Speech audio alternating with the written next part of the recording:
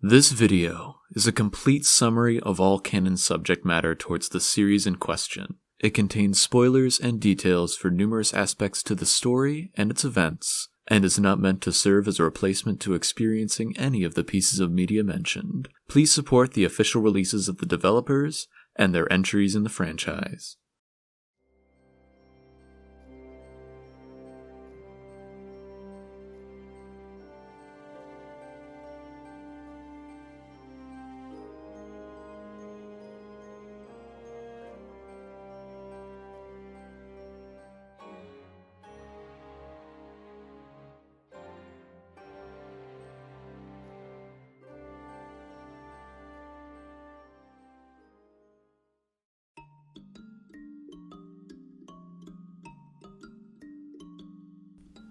On the shoreline of the nearby Isle of Seiren, Adol Christin awakens. There doesn't appear to be any other individuals, recognizable or otherwise. He does find an old rusted sword, though. Better than nothing, he figures, as he takes it to explore the area. It isn't long before he finds another castaway, the noble, Lacrimosa von Roswell. After an awkward introduction, they do recognize each other's battle abilities and propose an alliance as they explore. They are able to find a calm inlet, with advantageous rock formations and a couple side caverns. The area appears fortified and would make for a good base camp for the foreseeable future. The two hear a noise coming from one of the caves and track it to a hovel that appears lived in. They can find a few supplies and better equipment, but not much else. Deeper in, the skeleton of a pirate is discovered, likely the member of a crew that took refuge here long ago. After defeating a large bat-like creature, they proceed to a precipice and finally find the source of the noise they heard earlier. It's the captain of the Lombardia, Barbaros. He is able to confirm that they have washed ashore on the deserted, cursed Isle of Seiren.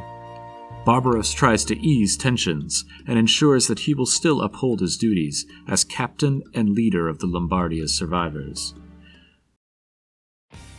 They arrive back at the inlet discovered earlier and start to construct it as a base of operations. Barbaros tasks Adol with two objectives during his exploration: to search for other survivors and to map the island.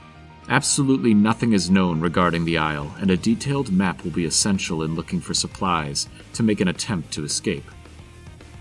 Lacrimosa is insistent on joining Adol in his adventure, and the two are forced to oblige. Lacrimosa is hostile to Adol at first, disapproving of his title as adventurer. Hopefully this relationship can improve over the course of their exploration. The two begin their trek across the Sunshine coastline, battling numerous and various hostile wildlife. On the beach, they locate some footprints and follow them until they find a man fleeing from some unknown assailant. He collapses by the two explorers without much explanation. Introductions have to wait, however, as the beast reveals itself. A raptor-like monster, the Avalo Dragil, appears. Adol is instantly struck by a sense of unfamiliarity by the beast, and Lacrimosa the opposite. Her studies with her father, of the primordials, come to mind. No time to research, though. The creature is violent. The three of them attempt to take on the beast, and after a long battle, they can finally subdue it. The man holds his own, and thanks the two for coming to his aid. His name is Sahad Nautilus, a fisherman from Greek, who is able to use an anchor as a weapon. He is a very friendly man, and has heard of the Isle of Seiren before, hearing horror stories since he was a kid. Though like everyone else, he knows nothing besides its reputation as a watery grave. Lacrimosa is lost in thought about the beast, but it's more important to keep exploring. Before the three depart, though, the beast awakens once more. It's in no shape to fight right now, though, and retreats. The three make it back to base camp, where we see that Barbaros has found a castaway of his own, a sight for Adol's sore eyes. His companion Dogi arrives at the inlet. Introductions all around as the day begins to wind down. Thanks to Dogi, their base camp is now starting to look more as such. Barbaros assigns Dogi with the task of the settlement's development, which he dubs Castaway Village. Meanwhile, Sahad will join the expedition with Adol and Lacrimosa. That night, Adol has dreams of a girl he's never met. Her early life, how she was discovered to have incredible amounts of something called essence, and is heavily entwined with the Great Tree of Origins. The girl's name is Donna.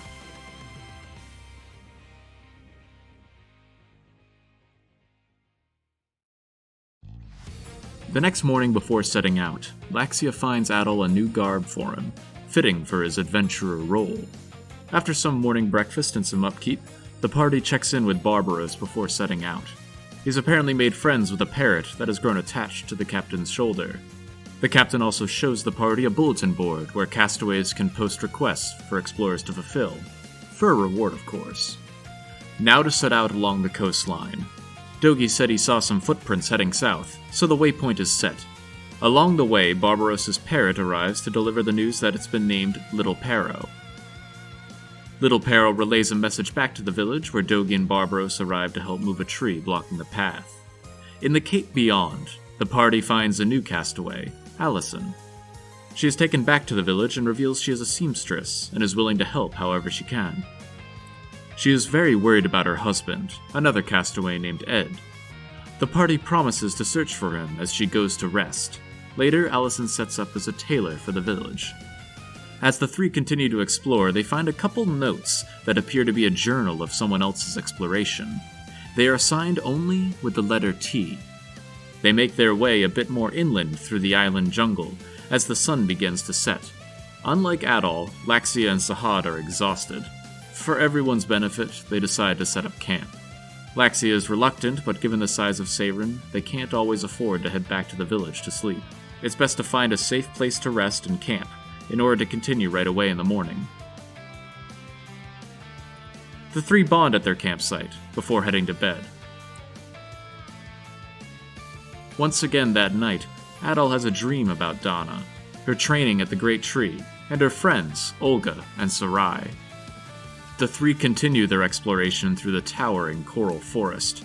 Within the treescape, two more individuals are found.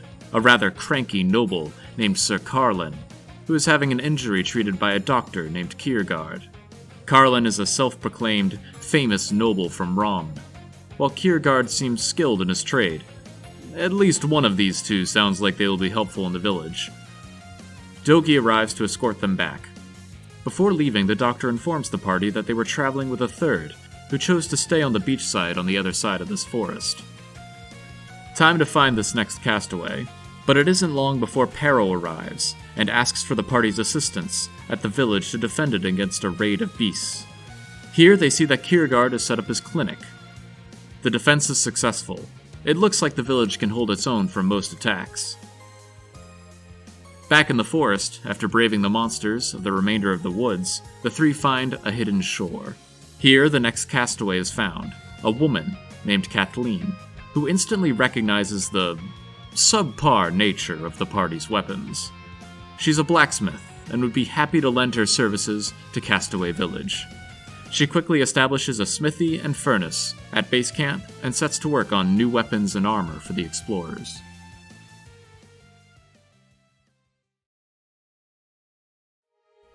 Deeper inland, a fog starts to roll into a valley within the jungle. The three will have to be careful.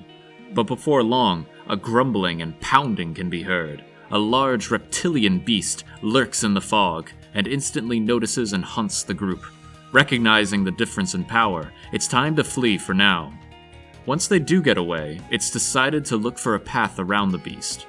But they do take note of its similarities to the earlier red primordial, albeit large and more ferocious.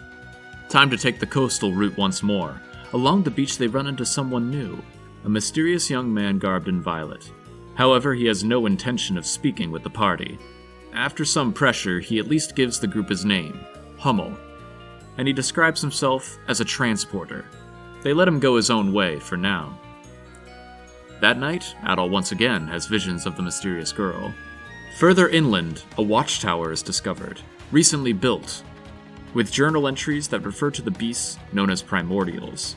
Once again, signed by the elusive T. Away from the sea, it's a continuous ascent, heading towards a large mountain that spans across the island. A canyon also appears to be in front of the mountain, making it tricky to access. After trying to investigate the canyon further, the group runs into Hummel once more, who is making his way through the grassland with the help of his rifle and bayonet. Hummel decides to travel with the party. His motives are vague, admitting only that they happen to be traveling the same direction. They camp before continuing along the river valley. As they rest, Hummel talks a bit about being a transporter. It's a literal position. He transports anything, anywhere, from goods to contraband, and he's dependable. They are highly valued in the criminal underworld. Hummel insists that he only cares about his transport mission, even while cast away on this island. But he means no harm to the party. Another dream that night. This time, a fire set ablaze in Donna's home, and an attempt to put it out via a reservoir. Time to navigate through the dark, eroded valley, an expansive web of caverns, streams, and creatures, mostly shrouded in darkness, all littered with the remains of the dead. On the other side of the valley lies another beach, this time on the east side of the island, as opposed to the south side that the group had been mostly traveling on. Looks like someone's camped here, another castaway, a merchant named Dina. She plans on making a trading post back at Castaway Village. Within a waterfall grotto, the group finds a nun of the hieroglyph church named Nia. She seems fairly unfazed by the shipwreck, believing everything to be according to the plan God has. For now, though, they take her back to the village. Exploring more of the eastern portions of the island leads the group once more into the suspicious-looking fog. Here, smaller raptors, but clearly primordials, are found. While the group can hold their own against these beasts, they can't take them down and need to run past them for the time being. This brings them to the opposite shore of Castaway Village, which they dub Longhorn Coast. Along this coast, they find a young boy who is understandably distressed. His name is Reja, and he can't find the person who rescued him during the initial wreck. The group can't ignore his plea, and sets out to find his rescuer. He couldn't have washed ashore far away. Nearby, they stumble across a pickard, eating an eggplant seed. Both could be valuable for the farming the village is planning to do. Quickly, though, the pickard runs back to Reja, and the boy reveals that this is the friend that saved him during the wreck. Reja tries to deny his love for animals, but it's clear he cares for the pickard. He is an heir to a wealthy house in Greek, and accompanies the party back to Castaway Village. Reluctantly, Reja agrees to help with the farming and gardening in the village. The party camps before exploring the next portion of jungle within the island. Laxia appears to have grown more humble around the other members of the village, as well as her traveling companions.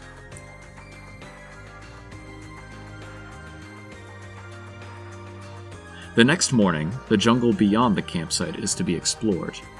Upon entering, a gruff-looking man appears, and he's intent on searching for somebody. He approaches the party and gives a good stare down, concluding that none of the members are who he's looking for. He details nothing specific regarding objectives, only saying that he is in the Roman Empire's military police, and his name is Euron.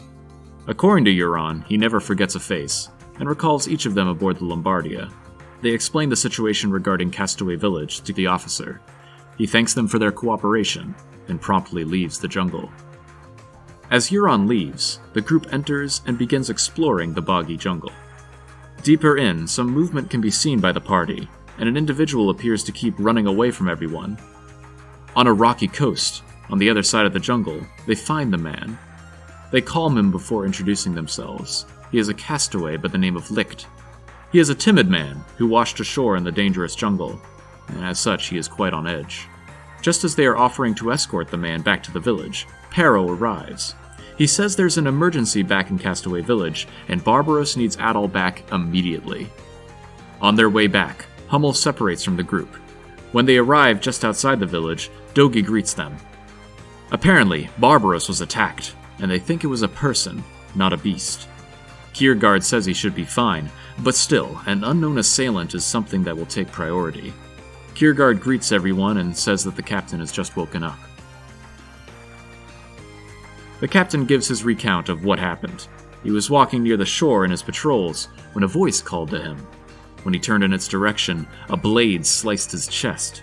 He could only tell that the voice was a man, and he was wearing a robe, but no other clues it seems. Dogi found him and took him back to the village. Soon after, a note was found in the village center. I will rip you asunder, every last one of you. Signed by Nemo, the alias of the notorious Nameless Ripper. No one is safe in the village, and the castaways are anxious. Euron arrives, and describes the Nameless Ripper's MO and details, of which there are few. He is the target of this officer's search. He received a tip that the killer boarded the Lombardia and gave chase. The killer could be anyone, in or out of the village.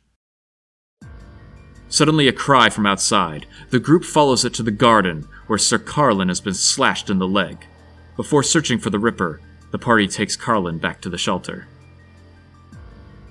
Barbaros brings the villagers together and tries to curb the restlessness. Accusations are beginning to be flung. Just as they discuss the next course of action, a large roar is heard, and it sounds close. Sahad is sure that it's the red primordial that attacked him. The group takes the initiative to stop its assault on the village. The beast is as resilient as ever, and the party has trouble taking it down. A crowd gathers at the outer gates of the village, and the beast is alerted to their presence. Fortunately, thanks to Dogi and the arrival of Hummel, the beast is forced to flee. Adol implores Laxia to tell the village what she knows about the creature. She reveals her knowledge of the primordials, the reptilian creatures that roamed the earth before humanity.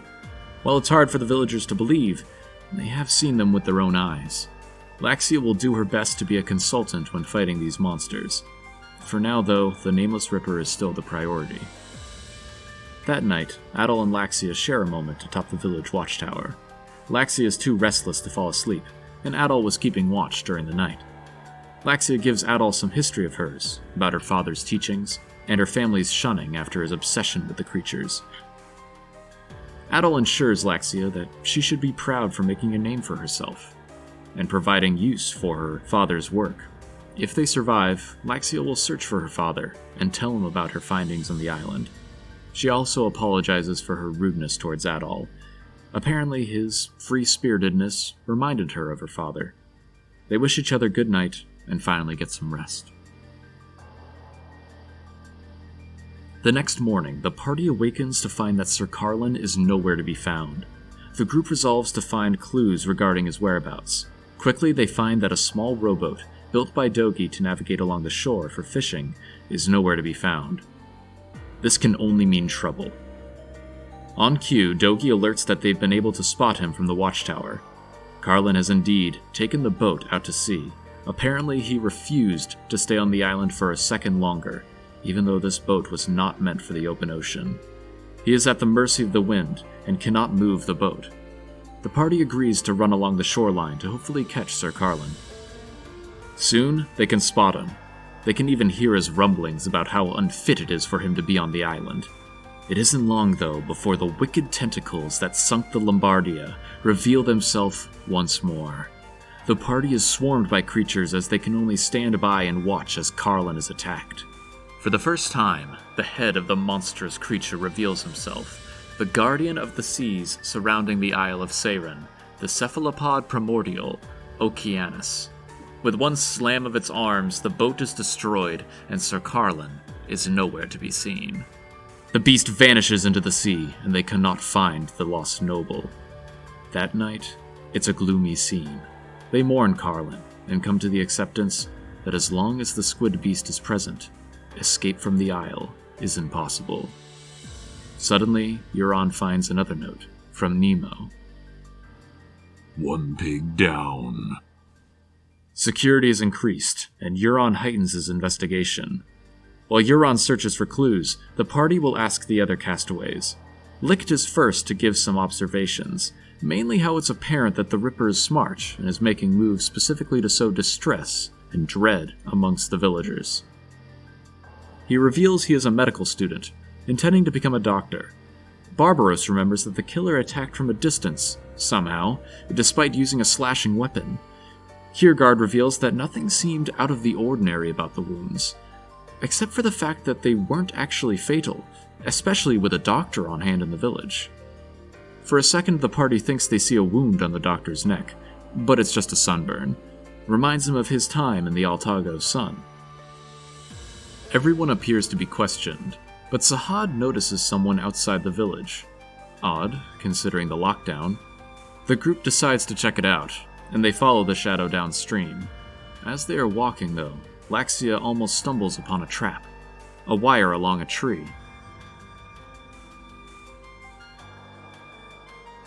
They inform Euron, who says it's military-grade steel wire used in these traps. Once it's triggered, blades slice the ensnared.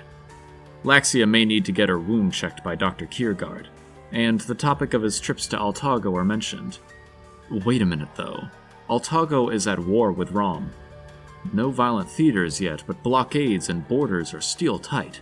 There's no way Kiergaard could have left Altago, then made passage to the Roman Empire on the Lombardia. He would need to be a military official, like a field medic. Someone in the military would have knowledge of the steel traps. Oh no. The doctor is nowhere to be found. Euron searches the infirmary, and sure enough, more steel wire. The nameless Ripper must be Kiergaard, and he has to be apprehended. They search the village for Kiergaard before finding the doctor at the village's lookout cliff. Kiergaard doesn't try to deny the accusation or feign ignorance. He quickly reveals he killed Euron's partner on the Lombardia before they could rendezvous. Kiergaard believes him to be a necessity, a worthy, villainous adversary, to force the bonds between humanity and their progression. He throws a field of his wire traps in front of him before using the chaos to escape. Adol's group and Euron will give chase while Pero searches from above. Dogi and Barbaros will arrive soon, and Pero instructs them to head east towards the inland forest. It isn't long before they find a girl collapsed on the beach, being threatened by beasts. They quickly come to her rescue, but it seems she was only bait left by the Ripper. As Barbaros comes to assist, he is cut by a wire trap. Kiergaard cackles from above. The killer reveals that the wound was deep and accurate on the captain. He has little chance of survival. The captain tells Adol to catch Kiergaard before falling unconscious. Adol's party chases Kiergaard, and he finally decides to face them in a duel. He believes that with both the captain and Adol gone, order and hope will disappear in the village. This burden of evil that Kiergaard has accepted must be satisfied. Come and strike down this evil if you can, Adol. Kiergaard Weissman is a harsh adversary with his speed and traps, but the party remains united and brings the killer to his knees. Kiergaard knows he must retreat and lays traps to aid in his escape. However, just as he prepares to flee, the infamous red Avalo Dragul appears. The beast fatally rushes Kiergaard. It crushes his bones with its jaw and carries the corpse away. The party can only look on as they find some semblance of acceptance with this result.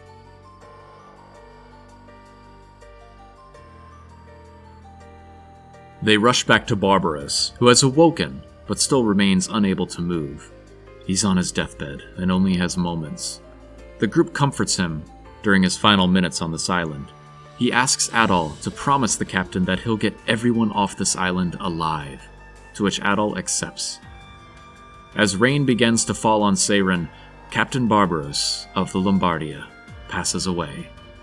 Later that day, a grave is erected on the lookout of the village for the captain's burial.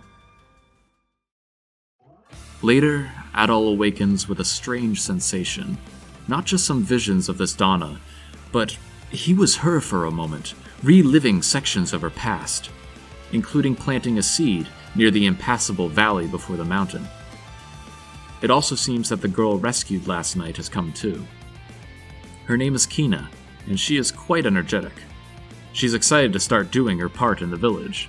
Apparently she's actually a stowaway, playing in the harbor in Xandria, and accidentally snuck aboard while cargo was being loaded. With the passing of the captain, Dogi and Euron take up leadership positions. The core three of the expedition team steel their resolve as everyone makes plans for their next objective. The key problems preventing escape is construction of a seafaring vessel and the large marine primordial off the shore. It seems like more exploration of the island will be necessary, as the northern half of the island, beyond the mountain, still is yet to be explored. They dub the mountain Gendarme, and passing through the valley in front of the peak will be the immediate goal. Meanwhile in the village, Euron has opened up a craft shop for accessories, and Licht has taken over the late Kiergaard's infirmary. The group heads to investigate a passage through the Great Valley. It looks like the seed Donna planted in the past has caused a tree to grow with roots spanning the crevice. Strange, this tree wasn't here even a day ago. Regardless, means to reach Gendarme is available. Time to scout. Laxian notes that it's not just the placement of these trees that's odd. They shouldn't exist at all. The fauna and flora of this island should have been extinct for ages. As they are ruminating, an enormous avian primordial makes its presence known. Caution will have to be advised. More primordials lie in wait along the path to the mountain before it's decided to set up camp for the night. Come the morning, the day's plans are set to ascend and conquer Mount Gendarme. The cave at the middle of the island is entered, and the climb begins. All manner of beast and creature inside had best be prepared. Even up along the mountain, notes from T's journal and exploration keep appearing. About halfway up the mountain, an unexpected sight. A man-made cabin on the cliffside. It seems well maintained, but no one's home at the moment. There's plenty of information here regarding primordials, as well as 2 hammocks. They take a moment to rest and continue upward. It isn't long before inside a mountain cave, the red primordial strikes again, tougher than ever. They can only hold them off for so long, and just as they prepare to make their retreat, a young girl calls out to help. She throws some metallic darts at the beast that blind it, causing it to flee.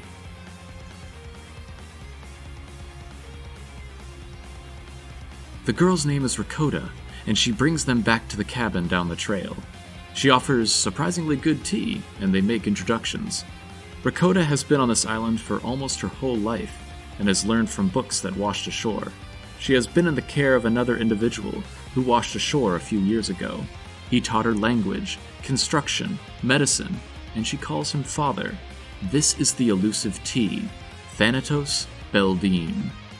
She shows them the throwing dart used to repel the beast earlier. The head appears to be made of a slightly glowing metal that appears unfamiliar.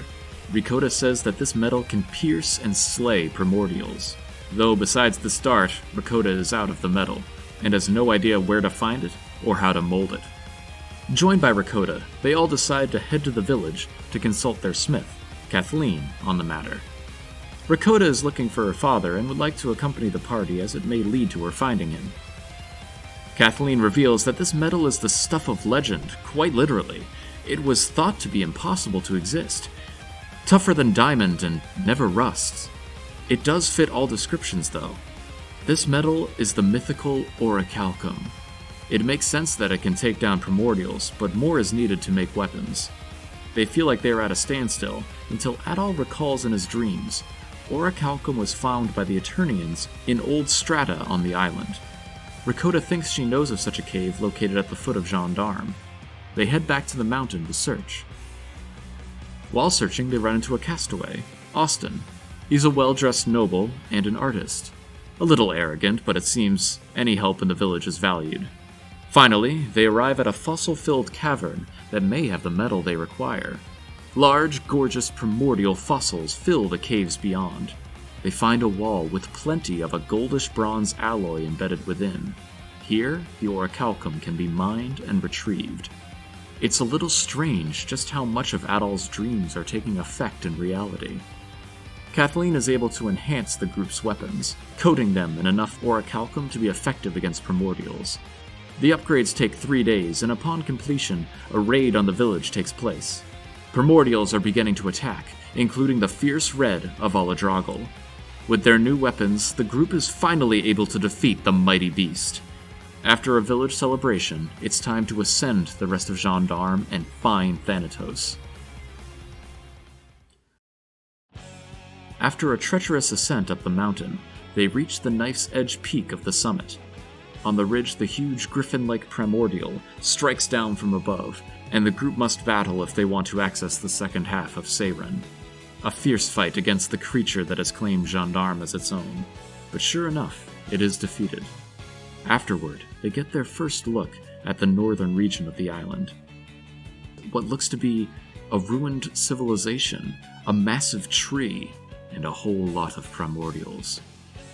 They quickly start to wonder about the man-made structures and the forest-sized tree. Adol recalls his visions and is eager to continue forward. Time to do just that. Onward, downslope from Gendarme. Hummel quickly joins once again, claiming that, once more, his path aligns with the group. After descending the other side of Gendarme, the group gets a good look at the massive tree and what appears to be an old temple of sorts nearby. The group camps for the night, and Adol has another dream where he feels like he is seeing a segment of Donna's life around the royal capital of Aegis. The party continues their exploration through the tropical jungle area filled with native primordials, and then to the open reptilian plains with some more structures in the distance. Many new primordials, including the sauropod, the largest known primordial on record.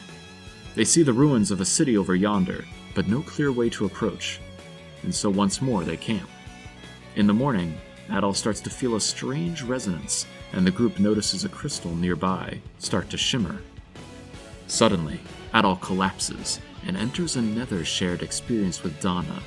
This segment ends with Donna planting a seed in a familiar cliffside. After the trip, the party is stunned to see a tree grown near the camp, with a root that can serve as a bridge. Adol explains what happened. While seemingly impossible, the party has no choice but to believe it. The group has finally reached the ruins of Eternia. They notice the enormous architecture present. They try to piece together what kind of people could have lived in such an advanced city. Just then, they think that they can spot a figure moving in the distance. They give chase and notice how the buildings appear to have been blown apart. Adol is starting to recognize some of these locales from his dreams. The ruins seem to suggest that whoever lived here lived alongside primordials, but that would be impossible. They chase the man to the end of a bridge in the central city, where one half has been destroyed, leaving a large cavern and a waterfall. They don't see who they were following, but just then, the man in question scares them senseless from behind. This man is Thanatos Beldine, Rakota's adoptive father, and a seasoned explorer.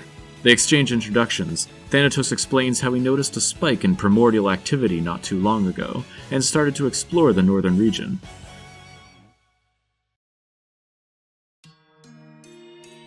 Suddenly, Hummel speaks up.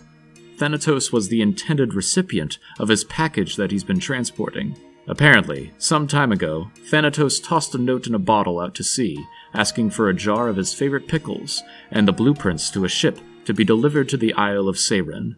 The transporter Hummel just happened to find the request and accept. Apparently a jewel was included as payment. This was all Hummel needed to make a contract. Unfortunately, Hummel is a professional, and he could not detail the contents of his package to others. Regardless, Thanatos gives the blueprints to Adol. The whole village will need them. Besides, the boat isn't the only thing preventing them from leaving the island. Next order of business, though, there's a temple that Adol saw in his dreams that he wants to try and find, and Thanatos thinks he knows just the one. Once they approach, though, it seems the path to the entrance of the temple has collapsed. But nearby there's a crystal, similar to the one earlier that caused Adol to contact Donna. Maybe his friend can help once again. Once more, Adol sees an era of Donna's life, including her trip to an underground sanctuary. The projection ends with Donna planting another sapling near the temple path. Similar to before, a massive tree now spans the gap, shocking everyone but allowing access. Traveling through the mountain altar, they reach the temple of the Great Tree, with the massive Great Tree of Origins growing behind it. In the temple, Adol sees some rooms familiar to him. No, familiar to Donna. After defeating a primordial golem, they make their way to the base of the tree. Adol approaches and finds a shocking sight. Cradled in a sapling in front of the great tree lies the enigmatic Donna. As Adol speaks, Donna wakes. The cradle retracts, and Adol catches her. They recognize each other, but Donna has no idea how or why she's here. The party arrives and is just as shocked as Adol to see her. Donna has no idea how or why she's here before she falls unconscious. Before they can process anything, though, Pero arrives and requests assistance from the group due to an incoming raid. The party, as well as Donna and Thanatos, rush back to Castaway Village. Donna rests in the village, and she looks as young as when Adol envisioned her.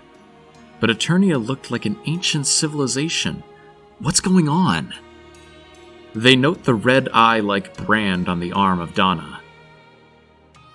Euron informs the group. Apparently the beasts have just been gathering outside the gates, and the suspense is maddening. The ship blueprints are useful, but they can't work on the craft with the beasts and primordials getting more aggressive.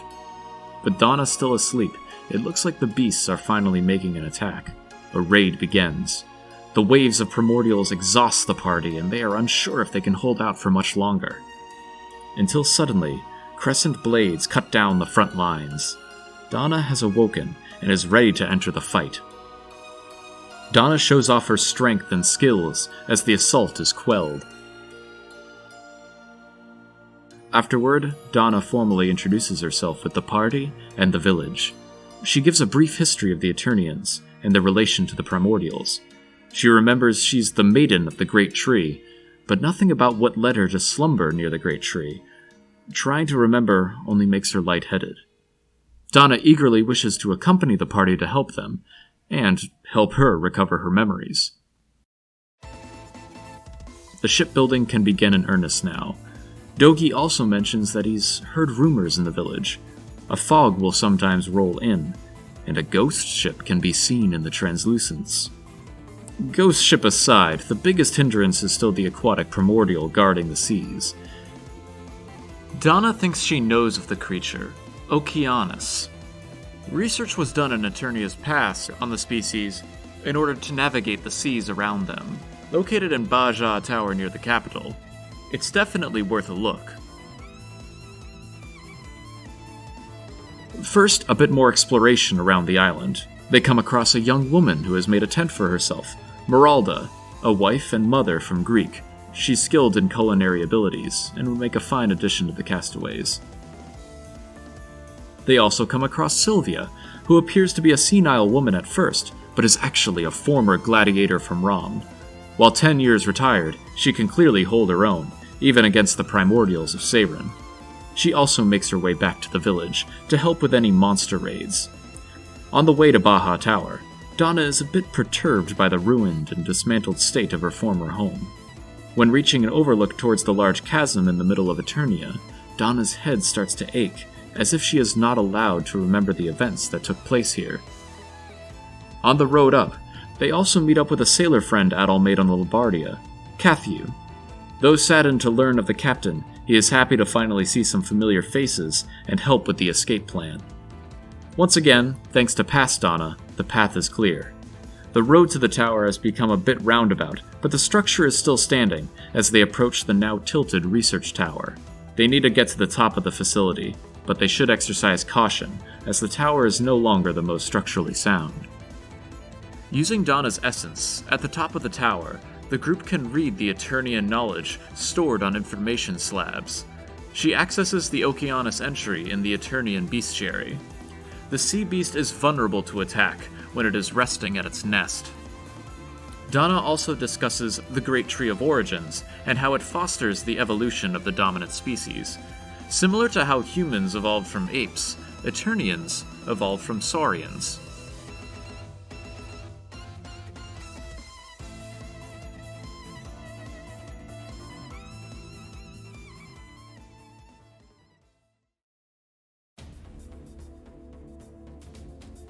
Upon arriving back to the village, a thick fog surrounds the settlement.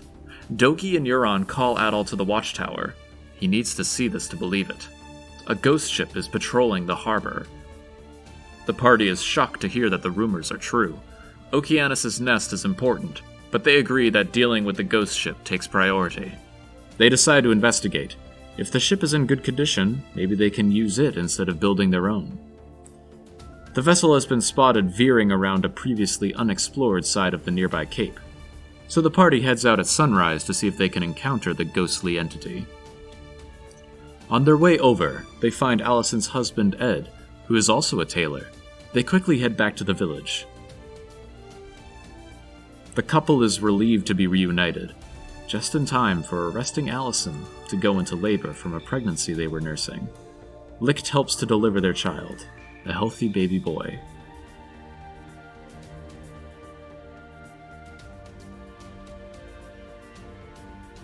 The group finds the hidden cove, where the decrepit ghost ship has docked. When they get close, they can make out the name, the Eleftheria. It looks like a wreck, but it was clearly cruising on the sea. They find a note nearby, written by the ship's captain, the dread pirate Reed, a ruthless seafarer who wreaked havoc a century ago. But this doesn't make sense. Zahad remembers Reed to have been captured and executed by the Greek navy. Suddenly, the ship's ramp lowers, allowing the party aboard. As soon as they enter the ship, a bell starts to toll, and the gangplank rises up. Corpses on the ship begin to rise from the dead, and the ship sets sail. Nothing left but to explore further. They uncover more secrets of Captain Reed, thanks to his journals, how he wasn't ruthless, and led a ship of freed victims of a slave trade. The Greek nobles in charge tried to put down the rebellion by destroying villages and blaming it on the pirates. The attacks would continue if Reed didn't surrender, so he turned himself in. A naval officer approaches him in custody and offers a deal. If he investigates the deadly Isle of Seiren and returns alive with information, he and his crew will earn their freedom. With no options, Reed accepted the mission. Greek is known for their sterling naval forces. The damage on their image that this could do is unimaginable. Unfortunately for Reed, he traveled not with his former crew, but other criminals chosen by the Navy. They were inexperienced, detrimental, and rebellious, but they make it to Seiren, where the primordials and dangers prove to be an impossible force. Reed himself can hold his own, but eventually succumbs to a fever on the island and presumably perishes. After defeating a revenant on the deck, they meet the spirit of Captain Reed. His anger of the world kept his spirit trapped on this plane, along with his ship as a skeletal revenant.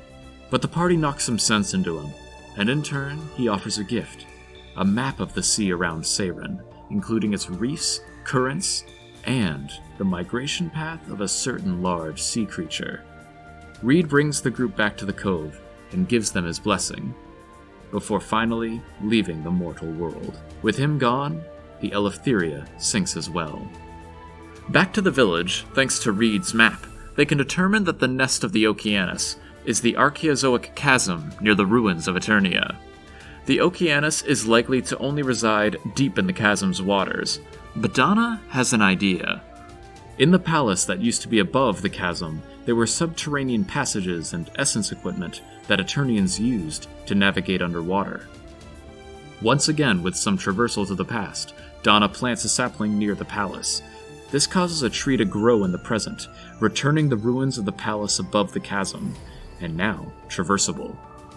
Donna starts to remember details of Eternia's ruin, but for now the priority is exploring the palace.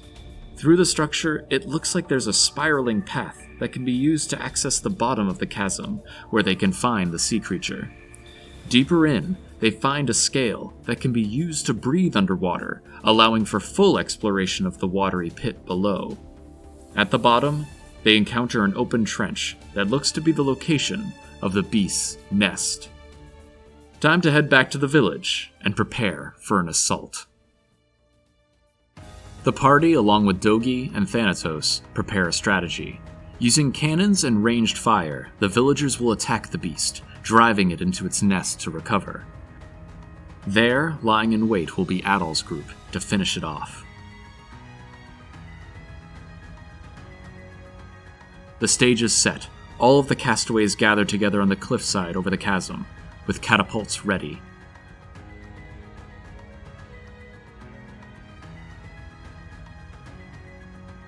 As soon as the octopus breaks the ocean's surface, a flurry of arrows begin to rain down, along with the payload from the catapults, landing direct hits on the creature. The Okeanos sends out a war cry as primordials come to its aid on the cliff. Doki and Thanatos will fend them off as the rest of the village keeps up the pressure. Eventually, the beast has no choice but to retreat to its nest to recover where Adol's team awaits. They feel the current, and the beast appears. To avenge the captain and free themselves from this island, the party battles the ferocious beast, eventually killing it for good. An instant celebratory relief comes over the party. The castaways managed to fight off the beasts above, and there was jubilations all around. However, Donna's headaches appear to be getting worse. For the night, though, the cheers are loud across Castaway Village. The ship will take about 2 more weeks to build, plus whatever time is needed to gather food and other supplies. Meanwhile, Adol needs to prioritize Donna. It might not be best for her to leave the island without her memories. Donna herself agrees. She wants to know why and how she is alive in this era, and what happened to her people. That night, as if on cue, the two dream of the fated day in Eternia, where Donna receives her scarlet vision and the failed attempt to protect her people from the meteors plummeting to Earth. Donna's mark appears, and the dream ends. But this time, it appears that the whole party experienced the dream.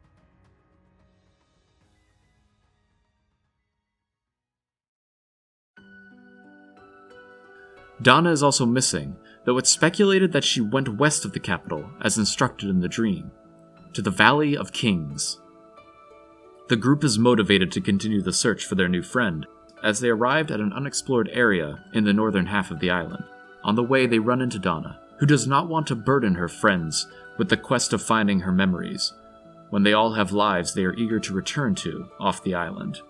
The party quickly assures her that because they're friends, they want to do what they can to help, but Donna claims that she has visions of them parting ways eventually.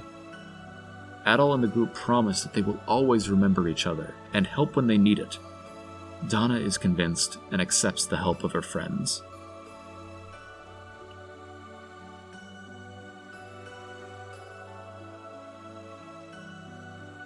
Using another crystal, Donna looks back into her past, at the aftermath of the meteors on Eternia, the natural disasters that now rage, causing the slow extinction of the Eternians.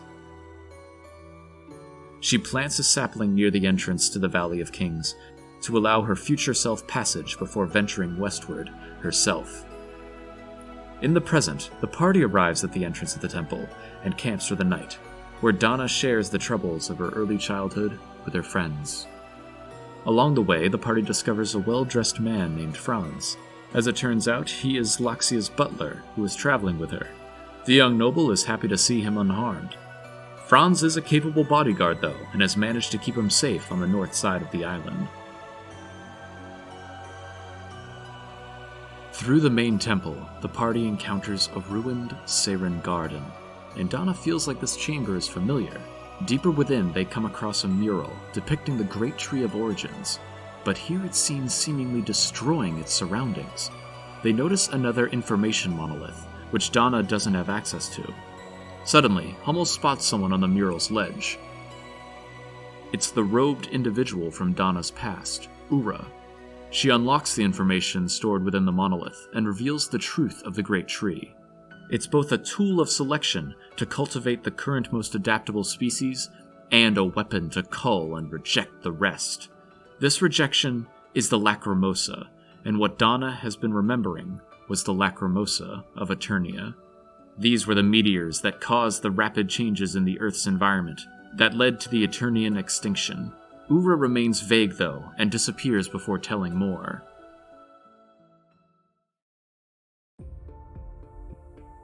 As the group leaves the valley, Peril arrives. It seems the primordials are increasing their aggression, and Laxia notes their more unusual behavior.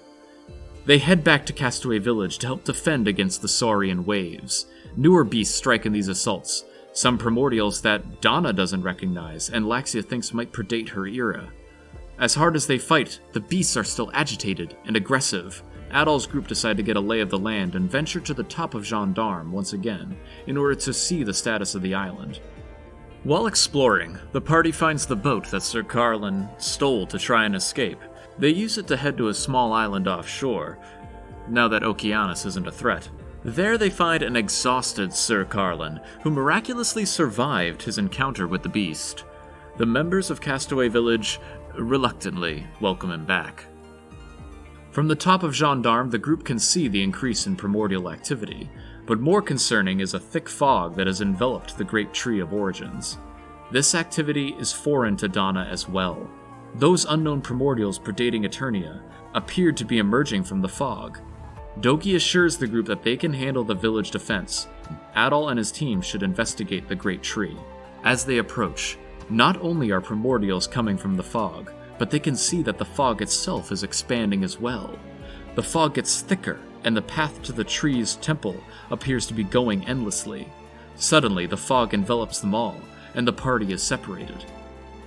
On his own, Adol is able to make it to a clearing where he is ambushed by a fierce crimson chimera. Adol proves his might and continues onward, and somehow finds himself back at the mountain gate entrance, where Donna, Laxia, and Hummel are waiting. It appears only Adol encountered the primordial, though. Eventually, Sahad and Rakoda arrive as well. Suddenly, a pain shoots into Adol's arm. He's able to roll up his sleeve, and the crimson mark of a Warden of Evolution has appeared. Similar to Donna, Adol has been marked as the representative of their species. They who will survive them and bear witness to the Lacrimosa. The fog expands further, and individuals emerge. The previous Wardens of Evolution from the former dominant species of Earth: Hydra, Minos, Nestor, and Ura. They introduce themselves and discuss their role in what is taking place, the witnesses of the evolutionary cycle of rejection and selection, caused by the Great Tree, and that which is now taking place. What befell Eternia will soon befall humanity. The Lacrimosa will cause the demise of every human on Earth. This primordial-infested fog will soon spread throughout the world, causing a cull of the entire species, as similar events have been done since the beginning of this world. While defiant, any resistance is hopeless. Donna finally remembers her and now Adol's role. They are the individuals selected from their species to survive extinction and continue the cycle, allowing for the world's survival. They encourage Adol to join them for the Lacrimosa, but he refuses, and the Wardens take their leave for now, assuring that they will return soon. The group are unsure how to process this turn of events, but they will definitely resist. Donna needs to see her past self one more time. Why isn't she with the Wardens? And why did they only ask Adol to join them during their reunion? Donna relives her memories of heading to the Valley of Kings and the Seiren Garden to confront the cause of this Lacrimosa. Within the garden, she relearns of the collective psyche of species that feed the tree in the center. Created by Hydra countless ages ago in an attempt to stop these cataclysms. This psyche is amassed from the species across the eras, each bridge with flowing water representing a species of a given era. The Tree of Psyches is still so young and frail. With enough power, though, it may disrupt the providence of the Lacrimosa, but that will take the energy of many eras to come. The Wardens assure Donna of this and take their leave, allowing her to grieve for her people's imminent end. Donna, however, steels her resolve. If she cannot stop the Lacrimosa, maybe her successor will. She plants another sapling in the garden for the future. Donna then lives through her final moments of the previous era. With the Eternians all wiped out, in her final act of rebellion, she seals herself within the Great Tree to aid Adol and his kind when the Lacrimosa returns once more.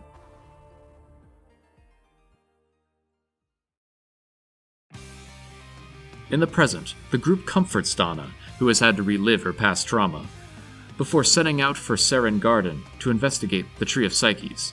There, thanks to Donna's sapling, the foundation has been restored, and the tree and garden flourishes. The tree is certainly larger in this era, But is it enough to stop the Lacrimosa? Donna examines and gives the news that, unfortunately, no. It doesn't appear to be sufficient. But what now? Feed it more psyches? A completely new approach? As they ponder, the wardens arrived. They are surprised by the garden's survival, but it's futile. They describe how each warden shared the common trait of being a bright individual who attempted to rebel against the Lacrimosa, but it was fruitless, and they have come to terms with its power. They are sympathetic, but they don't desire to aid humanity. They have accepted the omnipotence of the cataclysm. The defiance of this group is noticeable, however. Perhaps this is the Great Tree's will as well. Maybe it wants this group to fight until despair succumbs them, to give the tree more power. Well, in that case, maybe they should help the party. Hydra gives the group advice. The tree needs more psyches. There is an exception to where psyches go upon demise. The souls upon death for an individual during a dominant species era will flow to the Seiren Garden's Well of Psyches. However, those that experience despair and their demise at the hands of the Lacrimosa itself, the formal rejection, are captured and absorbed by the Great Tree of Origins. If they can free them somehow, psyches from Lacrimosas of all eras will pour to the Seiren Garden, and that just might be enough. After fending off primordials from Castaway Village, Dogi and Adol talk. This might be their craziest adventure yet, and Dogi is worried that Adol might not make it out of this one. But Adol assures him that he and Donna will come back from this fight alive.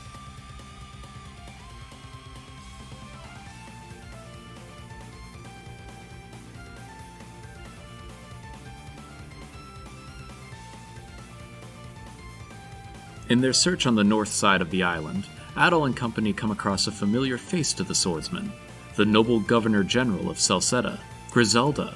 She was in transit on the Lombardia by coincidence, returning from a routine inspection in Afroka. Apparently, in the past 3 years, she has been on her own share of adventures. Griselda insists on being treated as any other castaway while she's on the island. Laxia feels like she recognizes her, however. She bears a striking resemblance to the princess of the Roman Empire, though Griselda ensures that it is merely her imagination. She then proceeds to join Castaway Village, to aid in their escape. At the Great Tree, the fog is lifted, as if the tree is inviting them, goading a challenge. As they arrive to the center of the tree, the voices of the wardens speak, and they open the entrance to Octus.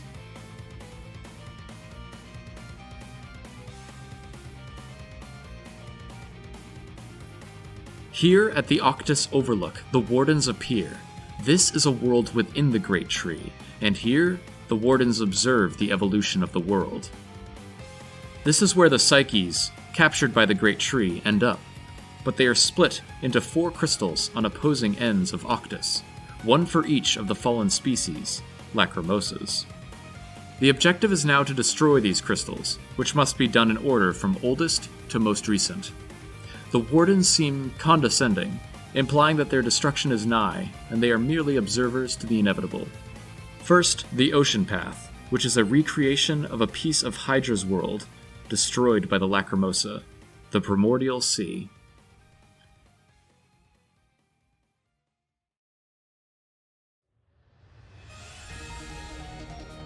They arrive at the first crystal, where before attacking it, they are confronted by a warped, monstrous version of Hydra.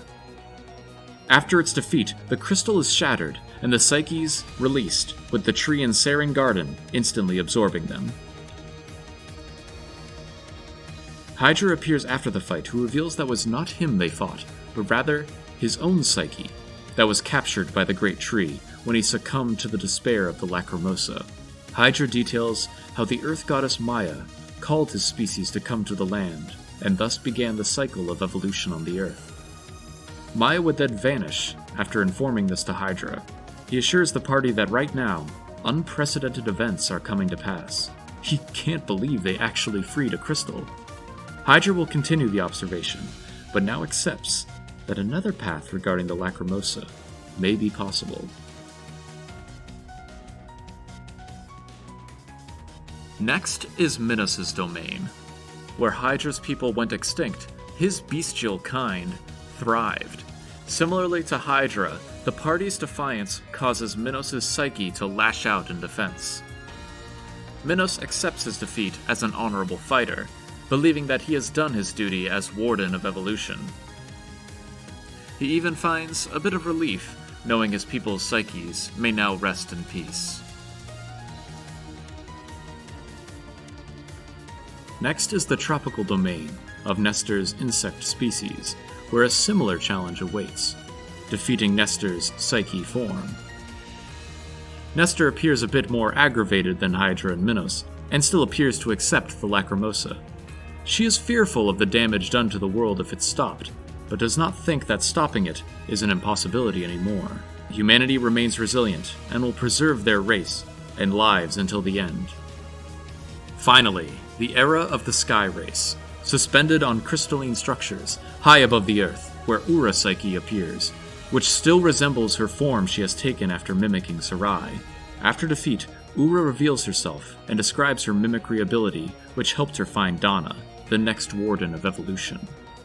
As a parting gift, Ura changes her personality to that of Sarai, and says goodbye to her friend Dana, telling them to go now that the Tree of Psyches is fully grown. Back at the Seiren Garden, the tree is massive and gives a faint glow. Dana asks Adol to receive its immense, providence-defying power. Adol raises his blade as the tree imbues it with energy, transforming it into the legendary Mistletoe.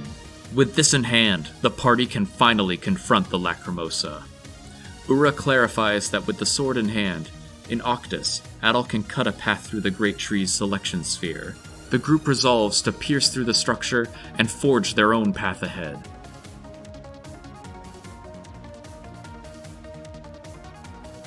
Dana secretly receives another vision before entering. Inside, a massive beast confronts them, the providence of evolution incarnate, Theos de Endrogram. Piece by piece, the party challenges the divine creature, dodging its strikes while destroying the fragments of the Lacrimosa until the defenders of humanity defeat the massive beast.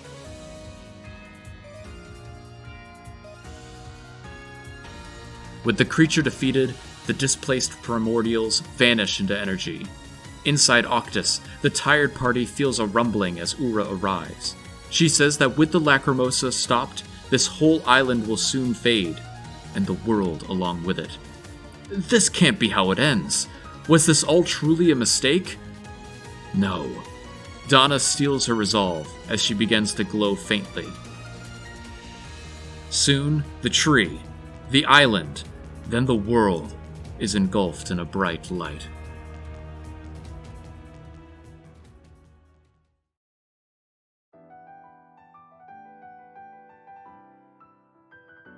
Adol awakens in his hammock in Castaway Village. How much was a dream? It felt so real. Laxia arrives and doesn't appear to have any knowledge of the Lacrimosa or Dana, and informs Adol that the castaways are beginning to load the completed ship. It'll only be a week before they depart. As Adol awakens, he notices his sword has reverted to its old form. Something still wasn't right, though. Adol couldn't be crazy. All castaways appear to be present, save for Dana, and they all appear to be excited at the prospect of escape soon. Adol talks to his traveling companions, who appear to have the same lack of memories as Laxia. Hummel feels like something is a bit strange, and Sahad misspoke for a moment, saying the 6 of them explored the island instead of 5. Adol needs answers. What about the Great Tree of Origins, or hell, the Eternian ruin side of the island? Under the excuse of a final jaunt through the island, Adol heads to the northern side. Nothing remained. No temple, no tree, just wilderness. Soon, his party arrives. They all felt a strange calling, a reason for coming to the spot on the island. They too think that something feels different about this place. The familiarity of the spot is overwhelming. Suddenly, Pero arrives, and rests on a bright red tree that is growing in place of the Great Tree of Origins. He begins talking, strangely, cohesively, congratulating the party. Pero was the one who called for the party to arrive here. Suddenly, Pero glows and transforms into a divine woman. This is the Earth Goddess, Maya, who before anything else returns the memories to the rest of the party. Suddenly Donna, the Lacrimosa, and everything that transpired here returns to them. Maya was the one who created the Great Tree of Origins and Evolution at the birth of the Earth.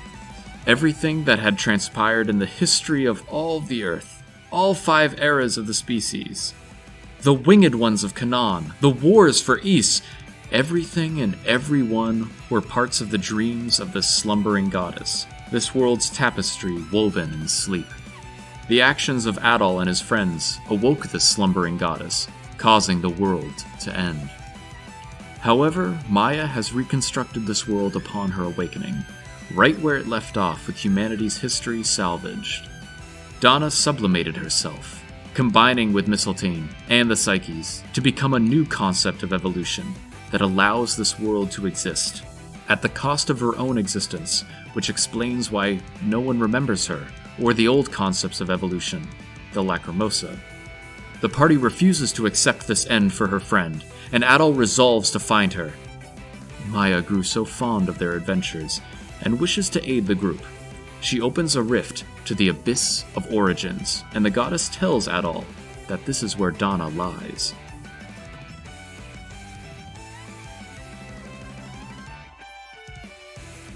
The party won't leave Adol alone in this quest though, as they all set out into the Abyss. This ethereal cavern is dark and ancient, but there's light in the distance. Within this light, the group finds a mysterious creature in a vine-like shell. It appears primitive, but summons beasts to defend it. Soon it is released, and evolves into a larger, grim, primordial creature. The origin of life. Daybreak engulfs the battlefield. The party does not know what this beast is, or what it is capable of, but if this is what keeps them from seeing their friend again, they will take it down. With all their strength, the beast succumbs to the party. After its defeat, the group finds themselves back at the Great Tree's old spot. Maya discusses what the group has truly just done. There Donna does not exist. She is a concept, everywhere and nowhere. But that concept can become something new, and take form. Donna reveals herself as an ascended deity, the goddess of evolution. The reunion is emotional for the group. Making contact with the origin of life has allowed the group to be among the select few to perceive this goddess. The group gives their thanks to Donna on behalf of humanity and the world. Maya informs them that the phenomenon of the Lacrimosa is not gone, but it will no longer be so cold and soulless. Now it will be entrusted to the goddess of evolution, and not just her either. She will be aided by the former wardens. No longer wardens though, but disciples of evolution, who welcome the idea of using the Lacrimosa as a tool to make the world better, without the suffering. A daunting task, but the group agrees it's in capable hands. Maya will resume her slumber to continue the flow of this world. Donna thanks her longtime friends, and keeps her promise of saying goodbye on her terms. With a parting hug, Donna and the disciples depart.